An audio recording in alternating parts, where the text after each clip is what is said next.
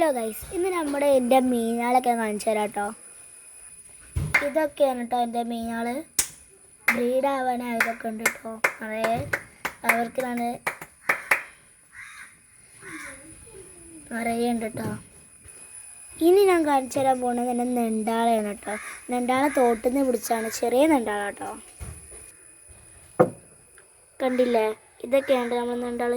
ഞാൻ സൂം ചെയ്ത് കാണിച്ചു തരാം. ഇതൊക്കെ ഒന്ന്, പിന്നെ ഇപ്പോൾ കാണുന്നത് ഇതൊക്കെ ഇവിടെ ഒന്നുണ്ട്. ഇവിടെ ഈ കല്ലിൻ്റെ ഇവിടെ രണ്ടെണ്ണം നിൽക്കുന്നുണ്ട് കേട്ടോ. പിന്നെ അത് ഇവിടെ ഒരു വലിയ ഭീകരം നിൽക്കുന്നുണ്ട് കേട്ടോ. നിങ്ങൾക്ക് കാണുന്നുണ്ടെന്ന് വിചാരിക്കണോ. ഇനിയിപ്പോൾ അതിന് പിടിച്ച മീനുകളാണ്.